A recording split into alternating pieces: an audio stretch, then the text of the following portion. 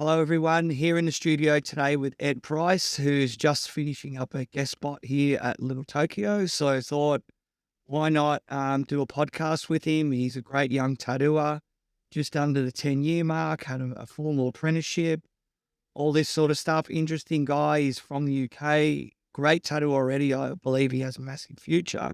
So I think a part of this ongoing series, it's good to talk to people from all spectrums of tattooing.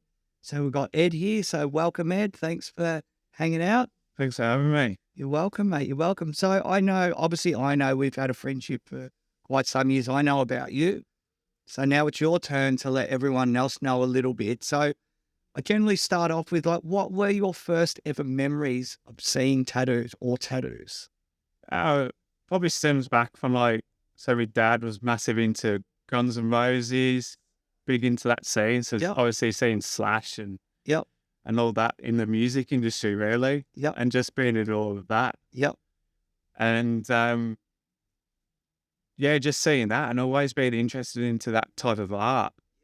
It was more that my grandma was always massive into art. Yep. But then the tattoo scene kind of always took over for the art for me. And I was just fascinated by it. Did your dad have any tattoos? No, Dad was very against tattoos. Yep. Actually.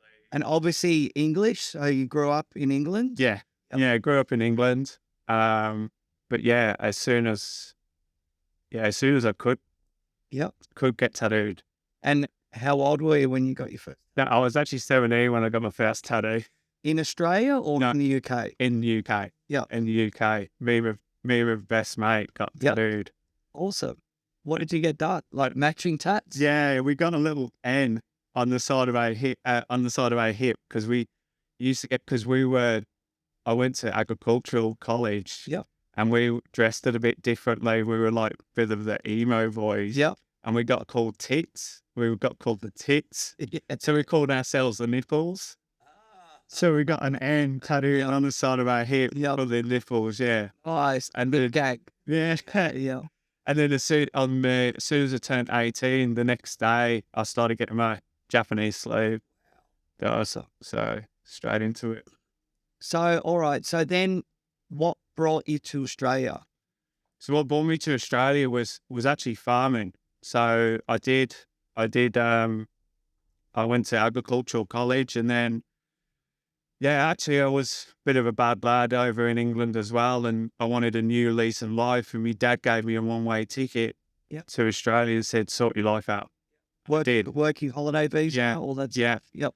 Said, sort your life out. And I had 2 bags, one-way ticket and a dream. That was it.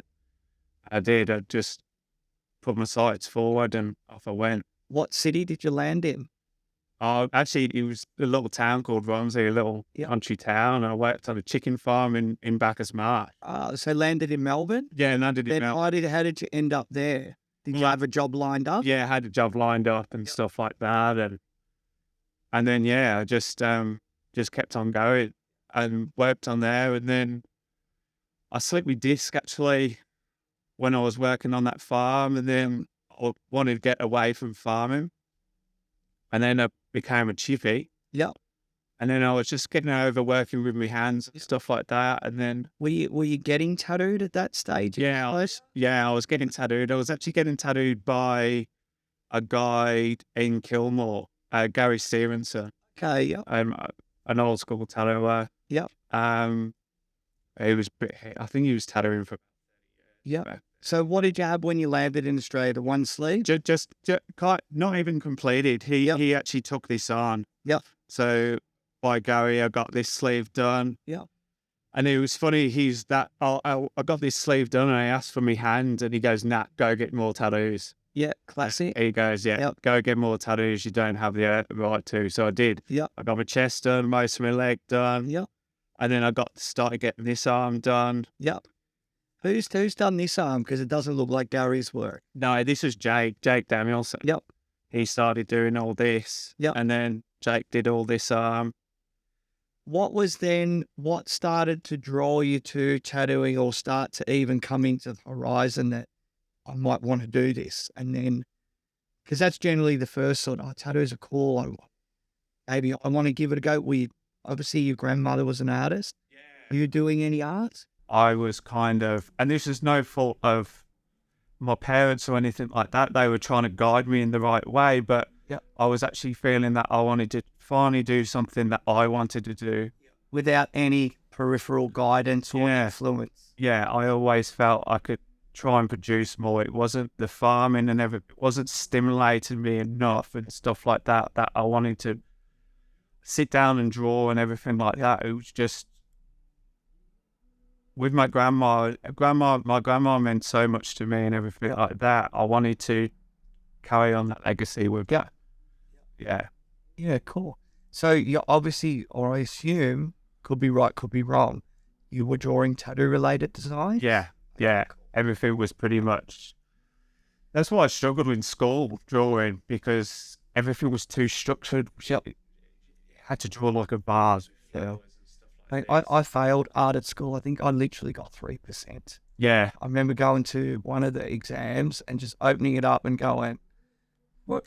Turn it over and just start drawing dragons and skulls. Yeah. Because I wish now I had have paid a little bit more attention, but I didn't want to know anything about art history or a vase or draw an apple and a banana. I didn't see any relevance in it. Yeah. And teachers then couldn't even explain to you, or wouldn't even explain to you, how it may benefit you. Yeah. Because, Yeah. I say to be a tattoo artist, they're like, oh. Yeah. I'm exactly the same. Like, I wish when I was younger, like now I have some of my grandma's drawings and I appreciate them on a whole different level than at the age of 10. I didn't understand why she did like landscapes, stuff like that. Yeah. Yeah. You look and think, oh, that's boring. Yeah, I remember I've got this one and it's just a bowl of strawberries, and like when I was 11, I was like, oh, that's boring. But now I can look at it and see the different depths. Understand the skill involved. Yeah. And like she uses different types of reds and everything like that. And it's amazing how she makes every single strawberry stand out. All of different tones. But So you're getting tattooed, you're starting to draw a lot of stuff to do something to yourself. Where did you take your stuff into a tattoo artist? Did you draw a design that you wanted to get tattooed on you? What was the next procession to having a conversation with a tattoo artist to even see if this is possible? Or so yeah, I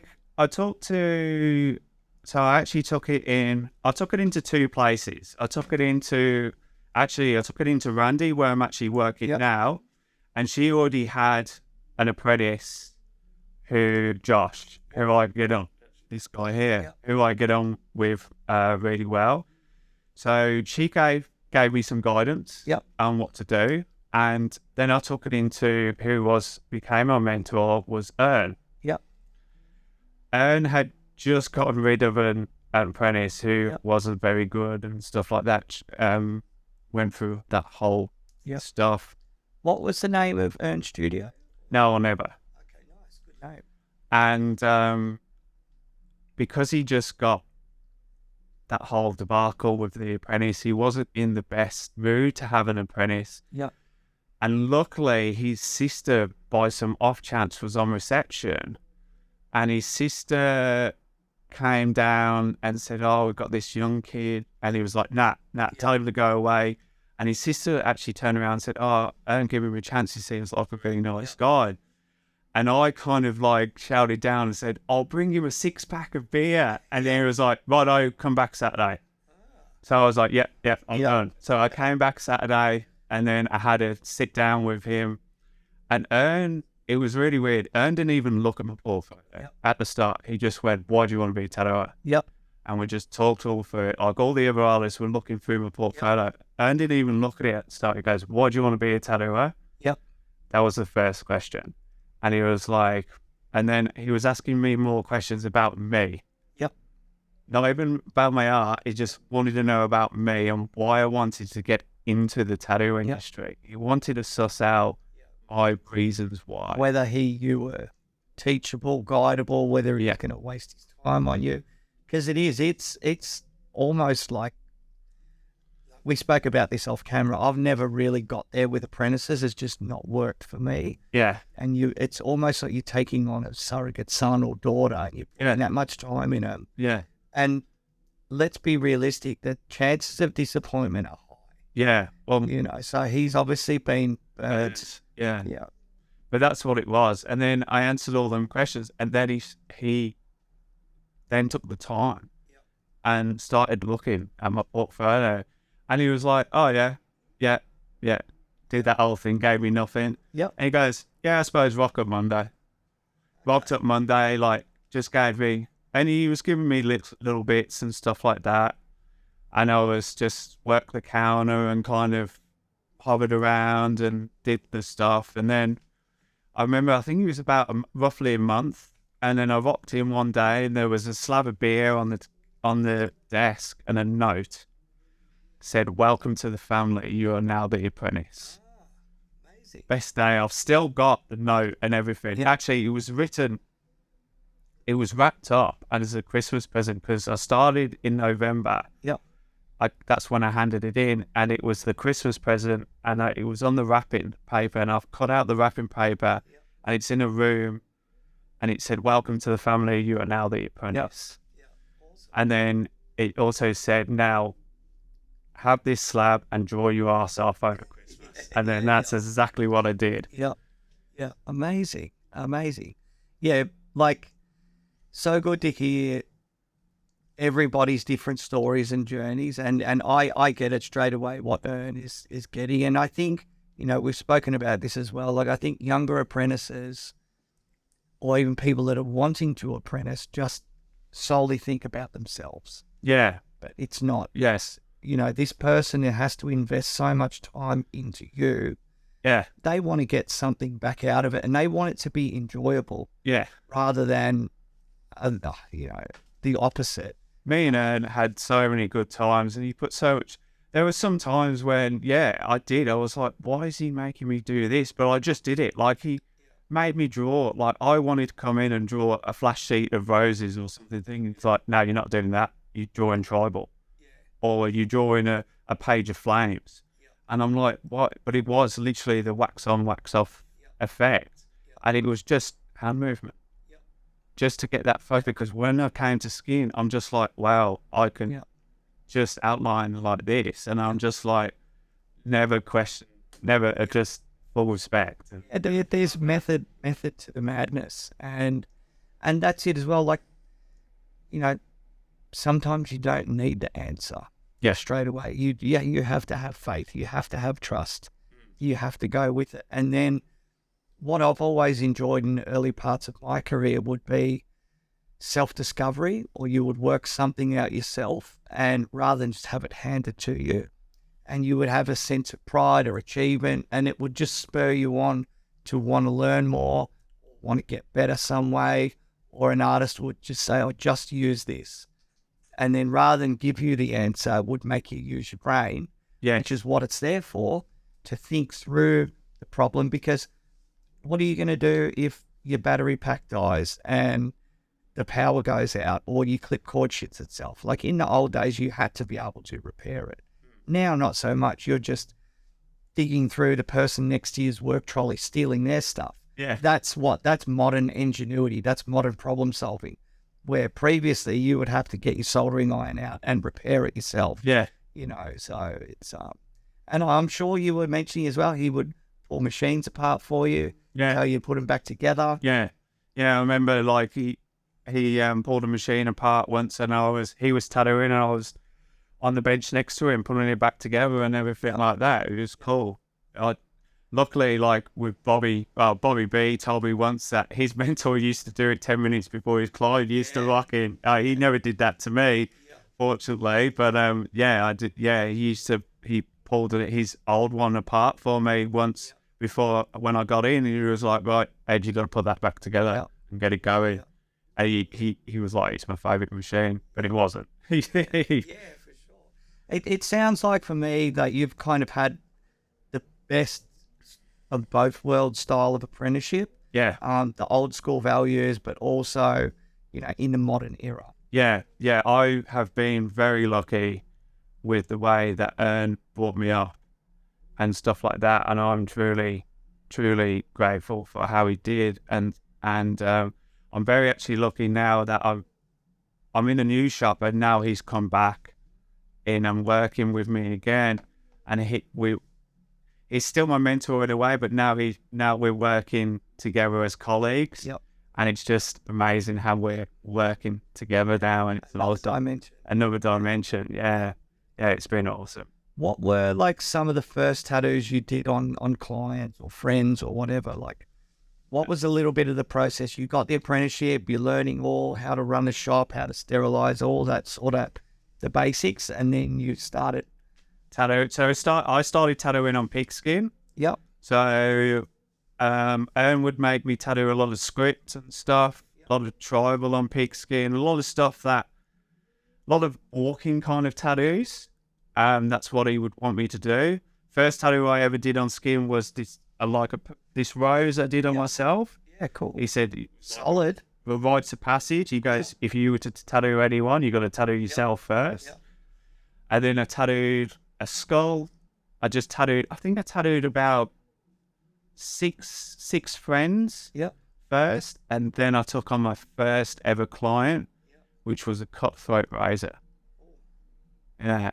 Cutthroat razor, which it was actually, I did that cutthroat razor, then I came to a PTAA meeting that night, and that's when I talked to Max Teller and showed Max Teller that, and he took the time out to actually sit down and talk to me about it, which was truly amazing.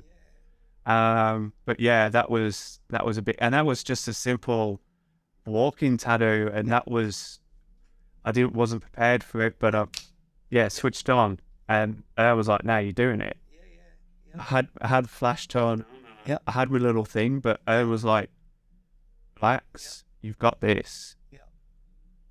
They know what that they've got confidence in you. Yeah. I've got confidence in you. As soon as he said that, I was fine, and stuff like that. And I was like, "What am I stressing about?" Yeah. And then that was it. My first one, cutthroat razor off my flash sheet, and then from there on, it was just. I was very fortunate. Well, I got to actually tattoo a lot of my own stuff. Yep. Because I was drawing a lot of my own stuff. But then I was also kept on saying, hang on a minute, I want you to tattoo these kanji symbols. Yep. I want you to tattoo this script. Yep. There was actually a stage in my career where I was trying to push myself to bigger work. Yep. Let me run a little bit. Yep. And there was one stage I turned to Ern and I said, I think and he goes, I'm glad you're seeing this. Let's dial this back. Yeah. But he let me see it. Yeah, amazing. He let me see it and he goes, yeah, we need to dial this back. Yeah, I think you were learning and he was teaching you and observing like awareness. Yeah. And it is because naturally you can, if you have some good results early on, you can get incredibly confident and go, man, I've got this. Yeah. This is easy. And then bigger ones, different skins, different parts of the body, you can fall apart. Yeah. And then it's like, then you start burning, the world starts shrinking, you start shaking and sweating and you don't know how to get out of it. Yeah, you go in your own little bubble. Yeah. And especially like with social media and stuff like that, you put up a photo and you're like, oh, that looks great. And blah, blah, blah, and stuff.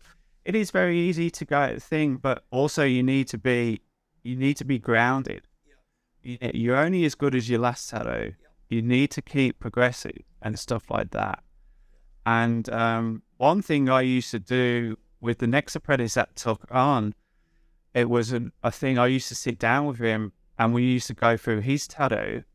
But for him to not feel, we used to go right, things that I used to pick out my tattoo and things that I can improve on. Yeah. And he used to respect that because we weren't just...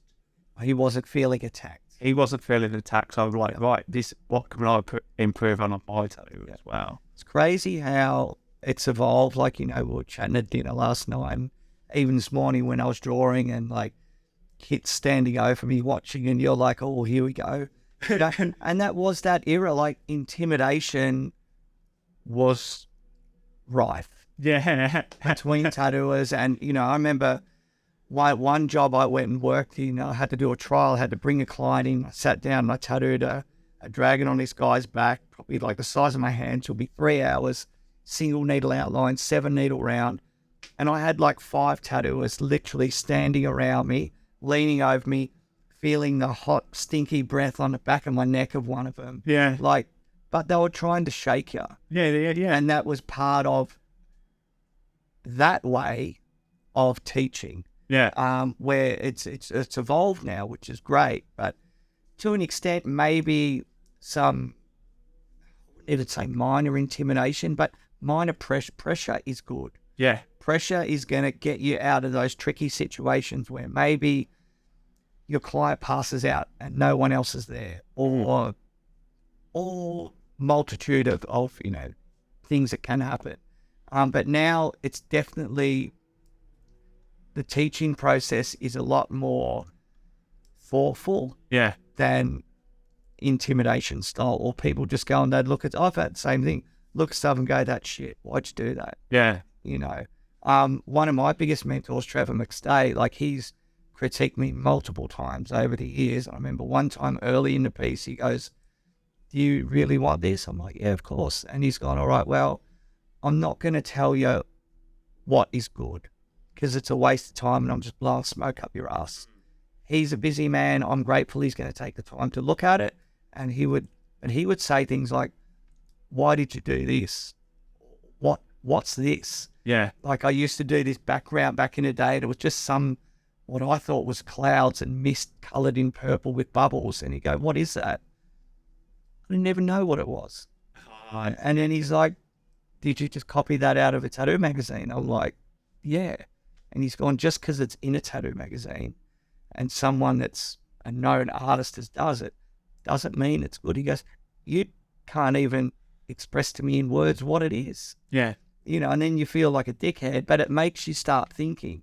Yeah. And that's one of the best things I think a tattooer can have is the ability to think on your feet. Yeah. Which you've got. It's been great seeing you around the shop the last couple of days and hanging out. Like, you've got it. You're a critical thinker. You'll solve problems. You'll suggest things. Like, you got that guy through a full chess piece yesterday. Yeah. One session. It was awesome. Yeah. Yeah. And that's being aware of him, not just solely focused on the tattoo. Yeah. Which some artists just do focus on these days. And I think they kind of miss key elements of tattooing. Yeah.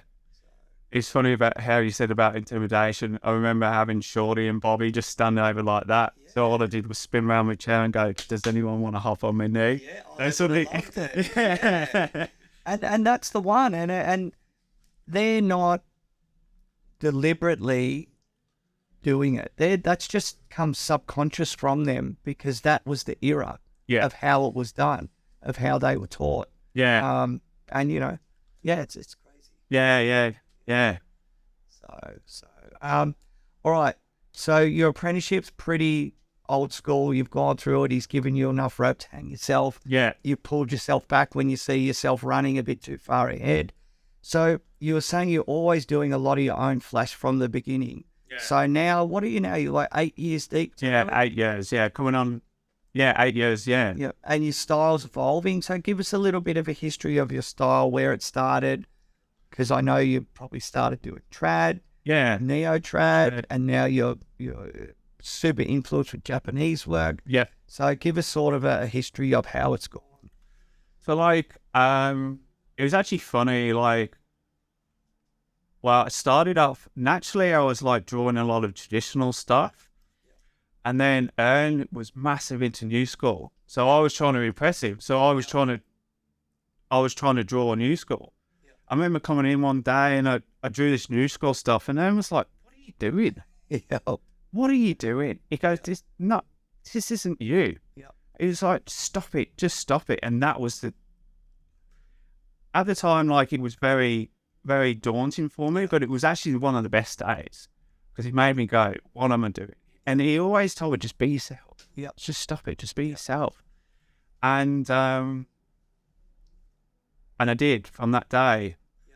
But even from the very start, from when I very first started getting tattooed, I love Japanese. Everything has I've always loved Japanese tattoos. I think mainly because of the flow. Yeah. But I wanted to start with, I started off with traditional. A lot of stuff I found personally, just for myself, a lot of the basics in tattooing, your line work, your shading, your colour packing's there. So I was doing a lot of it, but with my own twist. I wasn't just using the main 4 colours. Sailor textbook. Yeah, I was kind of using a bit more of your different style colours and stuff like that. And then I kind of progressed a bit more into the neo-traditional kind of style, putting a bit more into the traditional kind of elements of it. And then and then I got my name in Ballarat for more of the neo-traditional kind of style, a lot more for my colour and everything like that. And then I kind of got in a bit of a thing where I was kind of doing all kind of styles really, and was kind of a teacher where, and I've actually loved it, where I've tattooed portraits, I've tattooed realism, I've tattooed mandalas, I've tattooed thingy, but where I've gone into that well-grounded tattoo career. Yeah.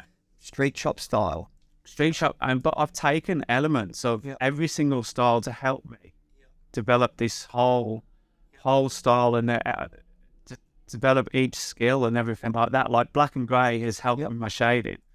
Traditional has helped with my colour packing. Neo-traditional has helped me a lot with my design work and thinking about elements and actually layouts and everything like that. And Japanese has helped me with flow and now I'm in that time where I've come back to where I've gone through a lot of journey in my life and where what I want to do as a person.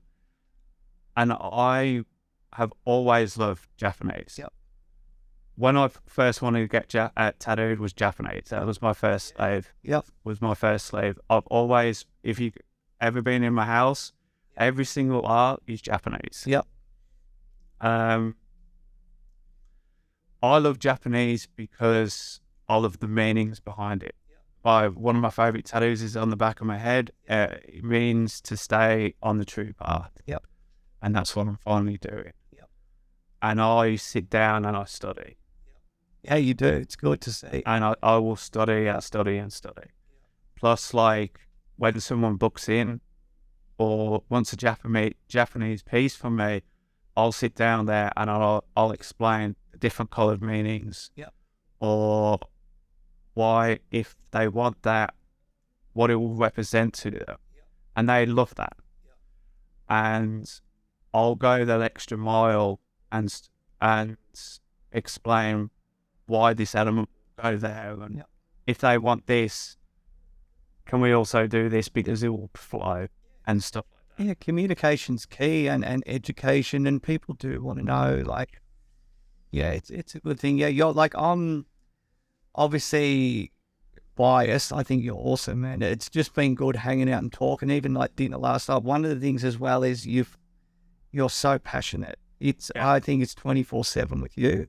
And it's good to see, and that's why you're where you are and where you're going. You're on the right thing. You've been doing all these guest spots now, already doing like large scale stuff on people, which is good. Doing your guest spots, you're just going to keep learning and keep evolving, and all the self-study. Like with Japanese stuff in general, like I remember a few years ago, Cole and I were at a convention. Cole used to work here, amazing Japanese tattoo. We're at a convention in China, and an English fella walked past us that does colour realism, and he looked at our portfolios and he just goes, "Oh, you guys have got lots of homework, don't you?" We're like, "Yeah." He's going, "Me, nothing, man. I just printed out a bit of Photoshop stuff and off we go." And fair play. That's that style. But it does become a labour of love. And it's enjoyable. I mean, it just comes down to, even like the amount of like the numbers, even down to the numbers, having 7 cherry blossoms instead of like at 9. And stuff like that. It actually means something. To the everyday person, they won't pick up on it. But to an actual Japanese, it does. And the client, once you give them that information as well. I mean, the dude who did the chest piece on, that's what I told him, and he goes, "Thank you so much. Like, that means something to him. Now he wants me to do his whole arm, his whole leg. Yeah. And that, I'm just gonna go back a bit, like thinking about where you started, Ballarat. It's like probably considered a regional town, not a rural town, like an hour out of Melbourne. Yeah. Where probably, Melbourne does, and Sydney, Brisbane, and probably Gold Coast, they have specific shops that cater to specific styles. Yeah. I imagine that's not the case in Ballarat, or if it is, it's very It's kind of heading that way. Yeah. Ballarat tattoo scene is changing for the better, actually. It's evolving. I'm actually really enjoying it. The younger generation is actually learning a lot more and adapting in such a beautiful way, and really taking its time and appreciating the art of tattooing, which is great to see. It's stepping away from the dead Kellys and the silver cross tattoos and evolving and stuff. So it's great to see, especially like with the left hand lucky. Where I work, obviously not being biased, but we can cater for every single tattoo. Yep. We've got Randy, who does amazing Celtic work. She does amazing fine line work, but also amazing Japanese artists as well. I've learned a lot of stuff Japanese. Joshua White, he's going in a great path with Japanese work as well, but does amazing traditional work. Yep. And then his bio stuff, his realism stuff's amazing. Yep. And then but then also we've got other realism artists in Ballarat. But that's tattoo scene is actually quite astounding. Yeah, we were talking about this last night. You've got like the whole spectrum. You've got Jed Hill still doing major big work. He's still going strong. Larger than life. And then who's the other guy? Was it Gary Stevens? No, Gary Stevens, he's in Kilmore. Dave Andrews, that's right, yeah. Yeah. So you've got like old school legends and the new breed coming in, yourself, people like Ern, the generation ahead of you. Yeah. It is a good thing. Yeah. It's good. Ballarat's still got a good scene, good tattoo scene going. Yeah, and also, it's just... And I was asking you as well, like, do you see much of Nuts' old work? Floating around the street, because Nuts tattooed there forever. Yeah. We do still see, and it's still, pick it out. Like, rock solid. Yeah, his tigers. You can just always pick out his tigers. Yeah, his waterfalls and everything like that. Just so cool. Phenomenal. You've been doing quite a few guest spots this year and conventions. Like, give us a little rundown of where you've been and what you've been doing. So I went to first one was Melbourne Made Inc. With my good mate Wade. I hit him up and we talked and stuff like that. That was awesome. Around Chapel Street area? Yeah, on Chapel Street. Yeah, absolutely awesome crew. He's got a real good vibe going on there. It was really funny because they're very into their black and grey kind of scene, and then I came up with my coils and stuff, making noise, but they absolutely loved it and stuff like that. But yeah, Wade has done such an amazing job up there, such an amazing crew, amazing vibe, everything like that.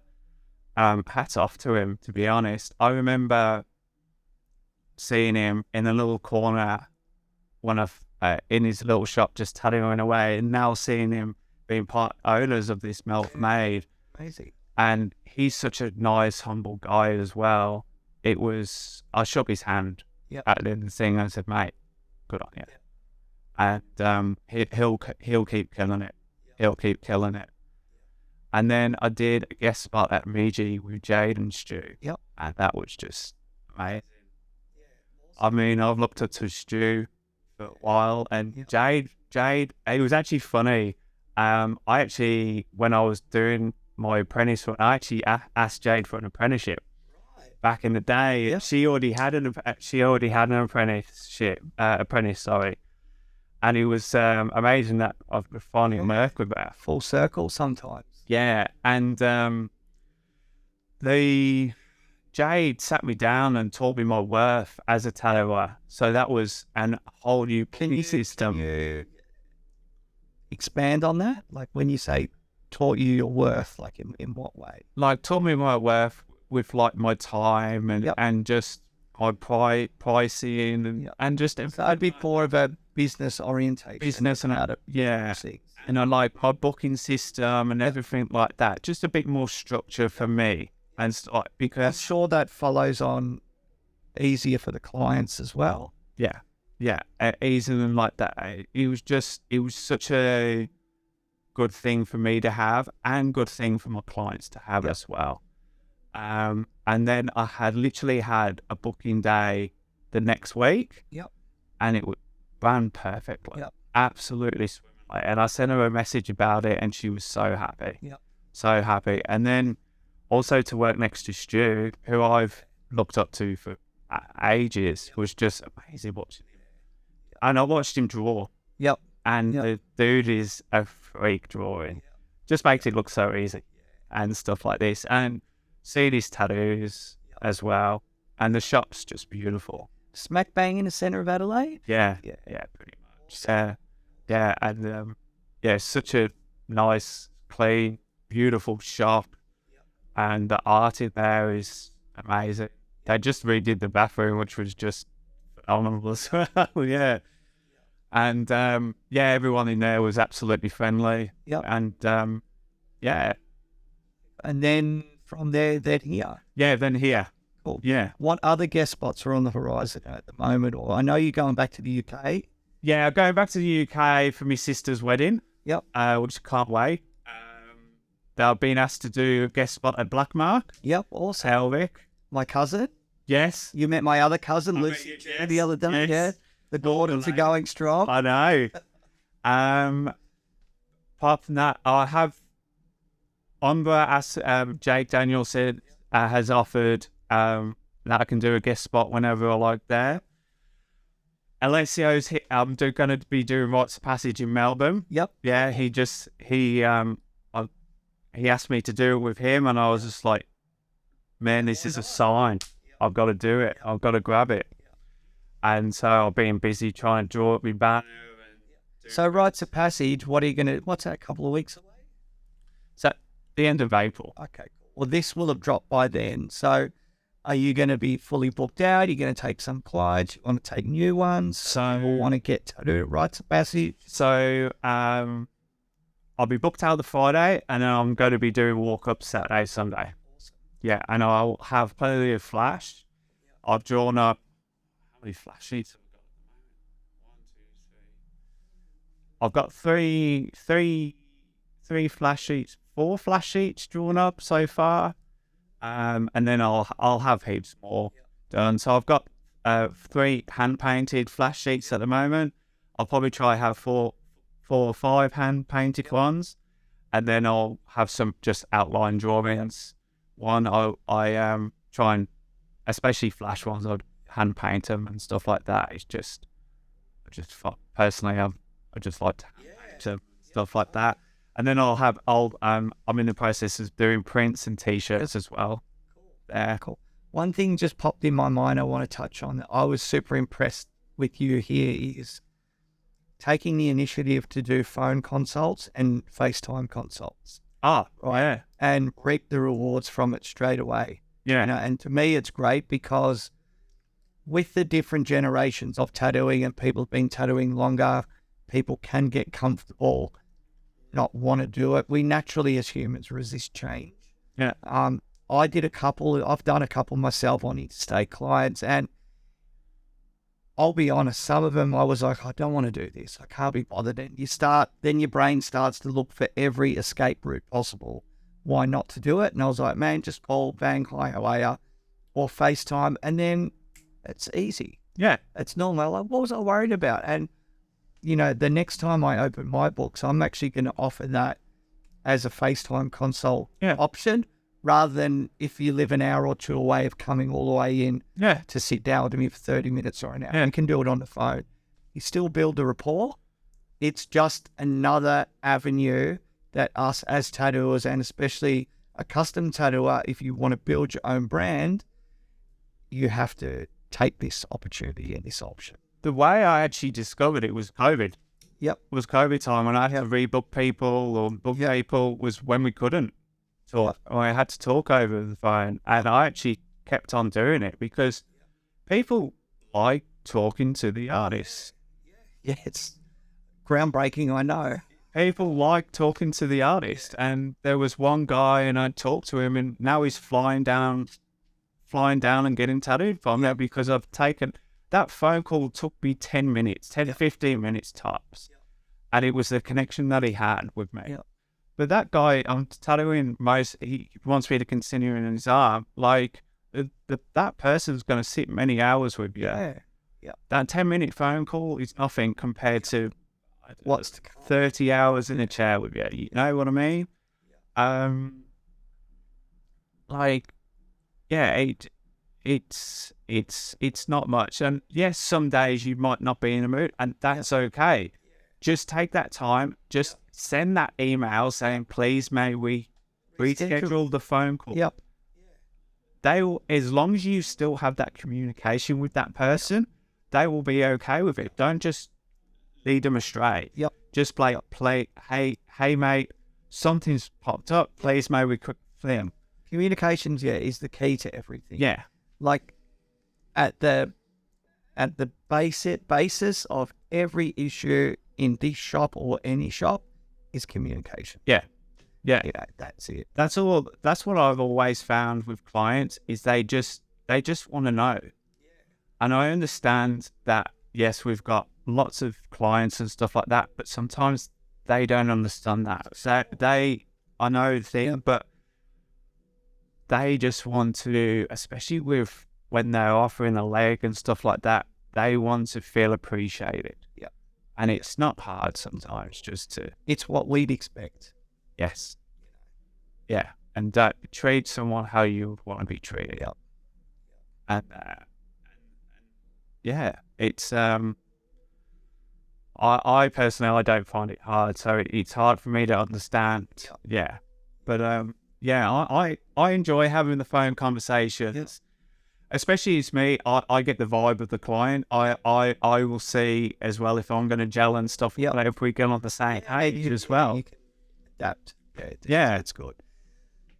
Your tattoo collection is a lot of everything. Right? I imagine some of it is obviously just pure appreciation of all styles. Some of it might be trying to learn some tricks of the trade or whatever. What are some of the better experiences you've got? Like you were mentioning, you got tattooed by Shorty recently. I got some ghosty wispy skulls, which I was quite honoured because he's retired now, and got him out getting some wispy skulls and stuff. Jake Danielson did my arm, and that's quite cool because that was back at... We were talking about it the other day when I was up at the shop. I don't know if he actually started this when he was 17.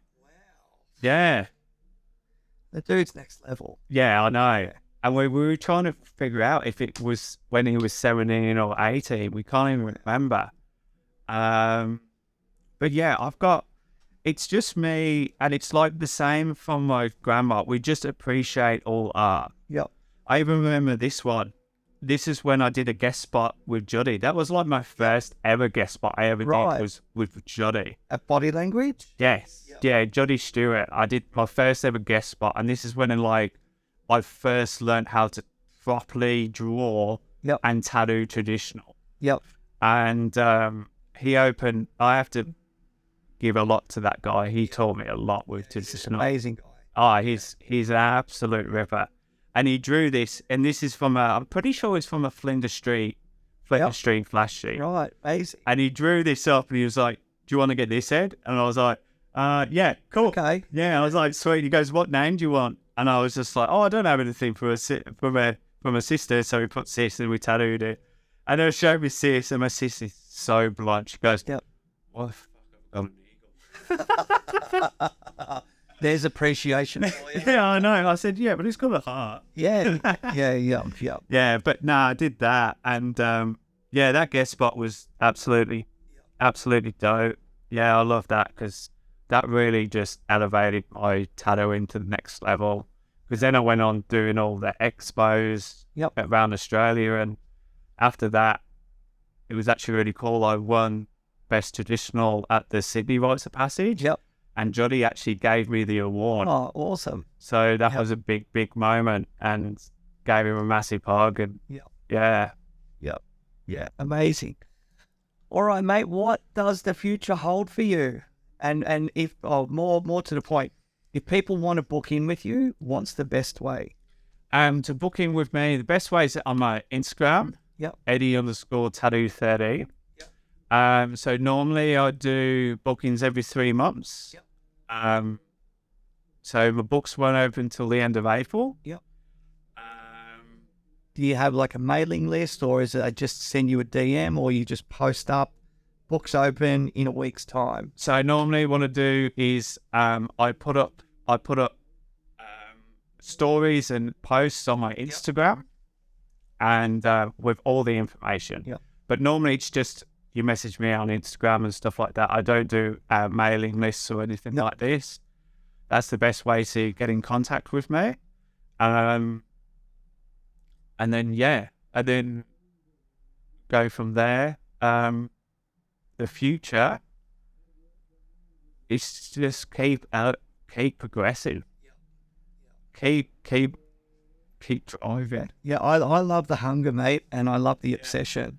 And all we've done these last few days is from morning to night, just talk tattoos. Yeah. Do tattoos and talk tattoos, Yeah. dissect things like, questions from me to you as well. And, dinner with Kit last night, getting different perspectives. It's the best. Like last night I was saying, like, a tattoo shop on a great day when it's on song, you cannot beat it. You can't go out. You can't go to the best concert in the world. It's the best day ever. I mean, like the banter yesterday, that's what it was. I got him good this morning. Yeah. I'd sort of set something up and say something and give you a wink, and then you'd wait a couple of minutes and then slide in like a seasoned veteran. Yeah, I know. Like, really, man. It was so good. But the future, definitely coming back to Little Tokyo. Awesome. I mean, We'd love to have you back. Yeah, I mean, I've absolutely loved it here. I mean, it's been great atmosphere, great people. And everything like that. Yeah, just keep doing your thing. Sometimes people have plans. I've never really had plans. It's just sort of gone, or I've just taken opportunities when they've come along. Some people have got a well thought out plan. It's horses for courses. So the main plan I have is my level of artwork is just going to keep.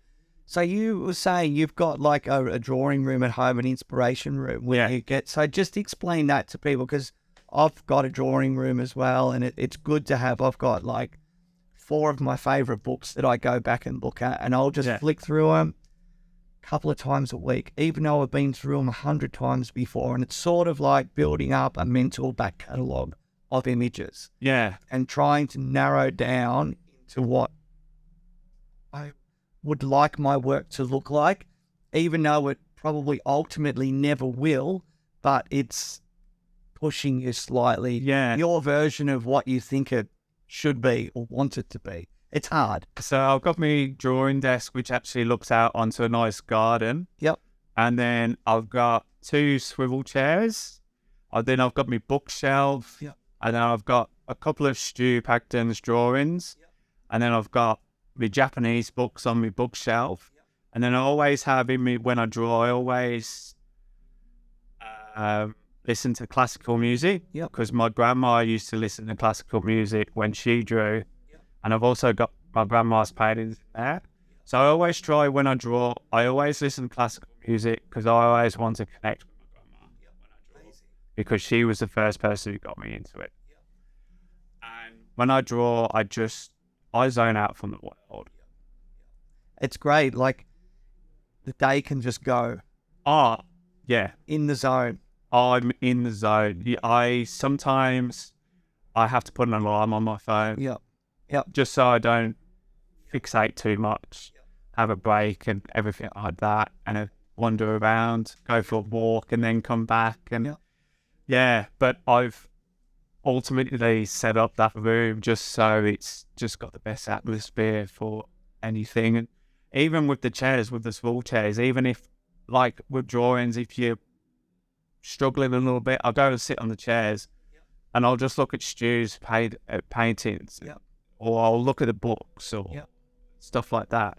I've got actually, it's not a rug, a mayonnaise's beach towel, and I turned it into a rug. Amazing. And I just look, and you just go, is inspiration, and you just go, and I just think, I just zone out, and you just go, why did they do that, or why is thing?